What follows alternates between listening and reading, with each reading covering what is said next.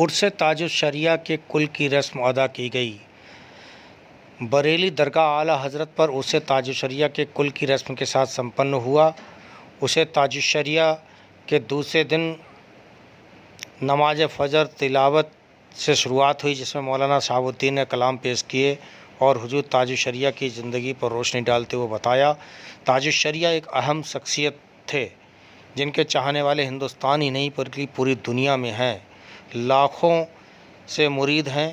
اس موقع پر محتسین میاں نے بتایا کہ حضور تاج الشریعہ نے کئی کتابیں عربی اور اردو میں لکھی تھیں۔ خانہ کعبہ میں حضور تاج الشریعہ نے نماز ادا کی تھی۔ بعد نماز ظہر سوشل ڈسٹینسنگ کا پالن کرتے حضور تاج الشریعہ کے کلم کی رسم ادا کی گئی۔ دنیا میں چل رہے کورونا مہاماری کے خاتمے کی دعا کی گئی۔ اس موقع پر حاجی چاند، مولانا زاہد حسین سمیت بڑی سنکھیا میں لوگ موجود رہے۔ کیا بولے ہیں حضور تاج الشریعہ کی شخصیت پر مولانا شہاب الدین؟ آئیے سنتے ہیں مولانا شہاب الدین کو۔ اور عبقری شخصیت ہے۔ حضرت نے بے پناہ خدمات دینیا اور ملیہ انجام دی۔ حضرت نے پوری دنیا کا سفر کیا اور اعلیٰ حضرت کے مشن کو لوگوں تک پہنچایا۔ پوری دنیا میں آج جو اہل سنت و جماعت کا باغ و بہار اور ان کا جو گلشن لہلہاتا ہوا دیکھ رہے ہیں، یہ حضرت تاج الشریعہ کی خدمات اور ان کی قربانیوں کا نتیجہ ہے۔ حضرت نے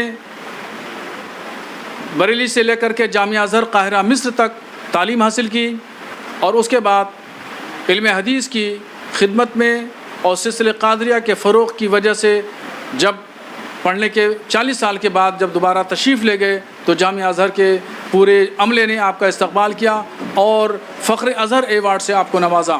پھر اس کے بعد حضرت کا اتنا اقبال بلند ہوا کہ آپ کو کعبہ شریف کے متولی نے آپ کو کعبہ شریف میں غلاف کعبہ کی غسل میں بھی شرکت کی دعوت دی۔ حضرت نے غلاف کعبہ کی غسل میں شرکت کی اور کعبہ شریف کے اندر نمازیں ادا فرمائیں۔ یہ اعزاز معمولی اعزاز نہیں ہے، یہ اعزاز بہت کم شخصیات کو ملتا ہے۔ یہ اعزاز ہمارے حضرت تاج الشریعہ رحمۃ اللہ تعالیٰ علیہ کو ملا۔ حضرت نے عربی زبان میں تقریباً 50 کتابیں لکھی اور اردو زبان میں 20 کتابیں لکھی۔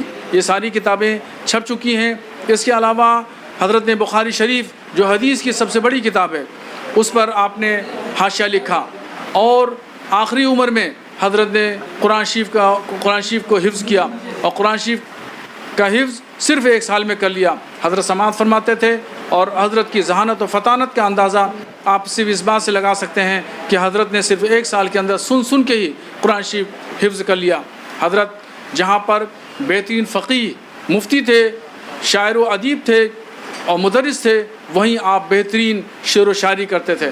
آپ کا سفینہ بخشش کلام، مجموعہ کلام بہترین کلام ہے جو پوری دنیا میں پڑھا جاتا ہے اور سنا جاتا ہے۔ آپ بہترین نعت گو شاعر تھے۔ اس کے علاوہ اردو ادب میں آپ نے بے پناہ خدمات انجام دی۔